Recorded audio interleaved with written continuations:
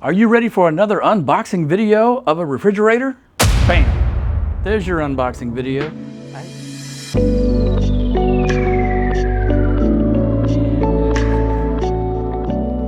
I hate those videos where they go through all the styrofoam and tell you how well it's packed and stuff like that. It's just ridiculous.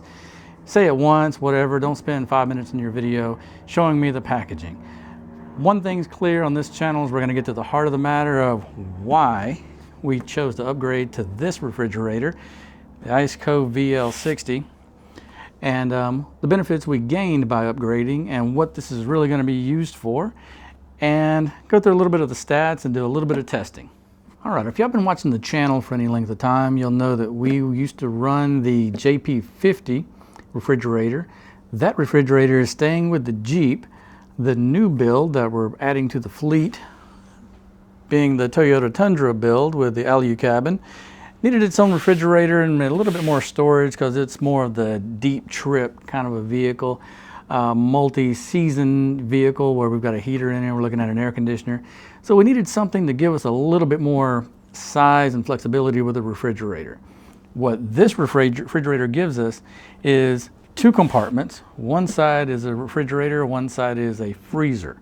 I like my ice cream, so this really works well for us. But also what it does is gives us the ability to take, frozen foods that we normally wouldn't take, like be able to carry more chicken, be able to carry, maybe some bags of mixed stuff, that we like, some stir fry, I don't know. My wife does all the cooking and planning. I just do the supplying of the gear to get it done. So let's dive into a little bit of stats about this refrigerator. Now, I'm going to read you the stats straight from the website and help you understand why this is really a different kind of commitment than the other two Iceco refrigerators we have. We'll do a review on all three of them and which one works best in what situations in another video. Click the subscribe button and keep abreast of all of our latest videos if you want to see that one. This refrigerator is massive compared to our other two. This is almost 68 pounds worth of equipment refrigerator, and the dimensions on this one is almost 32 inches wide, or long, whichever way you look at it, almost 20 inches deep, 19.4 to be exact, and 18.8 inches high. So this may not fit in some of the situations you want to carry it in, like in the back of a Jeep. It basically takes up the entire back of the Jeep. Fortunately, in the Tundra, I've built a platform in the back to carry gear in, where I can flip up the seat, put the platform in. This refrigerator will live there. I don't know if I'm going to put it on a slide yet, because you can just step up on the rail, reach in, and get whatever you need out of the refrigerator to cook. But this is quite massive to be able to deal with. It's heavier than I've ever had to kind of fight with. It's got solid latches here that hold it, pretty tightly sealed. It's got good rubber gaskets around the edges to keep things sealed in tightly.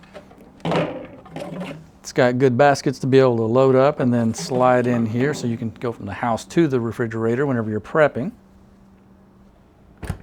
The freezer side is not so big. It's basically a little basket because you don't need that much for the refrigeration side, but it does have a pretty deep little hole here that goes down, so you can put stuff in here and then put stuff in the basket, slide it in. Again, good seal, good sturdy make. This is a pretty solid design, and it uses a C-cup compressor, so it's very well known for its quality.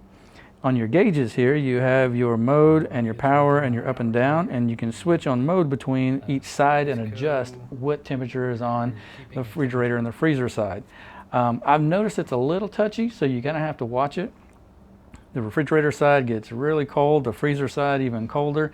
So let's say if I wanted to run stuff at 20 degrees, I may set it at 25 because it's gonna dip down a little bit more, and that was testing in my house. So on the road, it may do a little bit different, obviously. In the back of the truck, get a little hotter. The refrigerator side, key there is you don't want it to get below freezing because it's going to bust your drinks, freeze your lunch meat. So you may want to run that at like 40, 45 or so. We just got back from I just got back from a hunting trip, and it did great on that trip.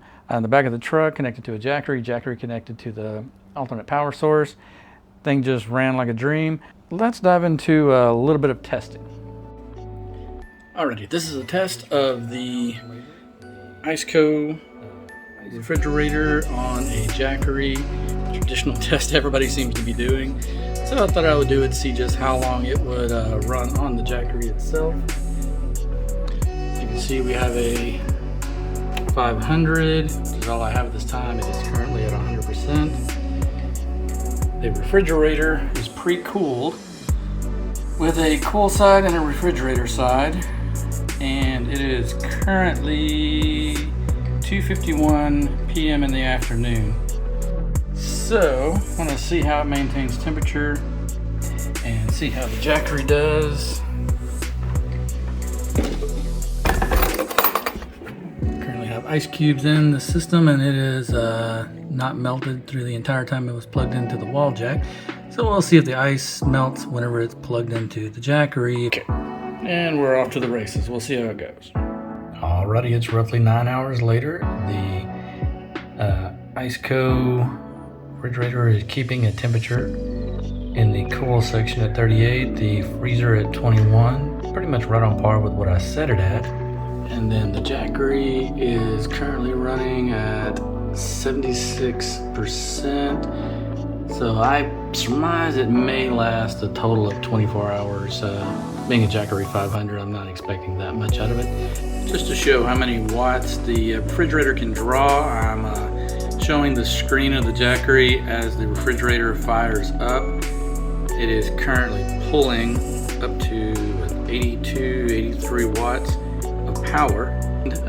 So you kind of want to look at that as far as building out your electrical system or how you're going to power the refrigerator, how long you need it to run on an independent power source rather than connected to the vehicle. And so it kind of really makes a big difference in your trips and how you manage your power grid in your overland vehicle.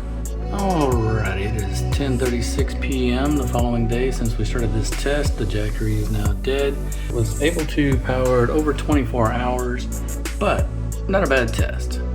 So that's our new refrigerator. If you have any questions, hit me up in the comments. Let me know. I'll respond to everything. And if you want to see more videos like this, hit the subscribe button. We'll see you down the trails.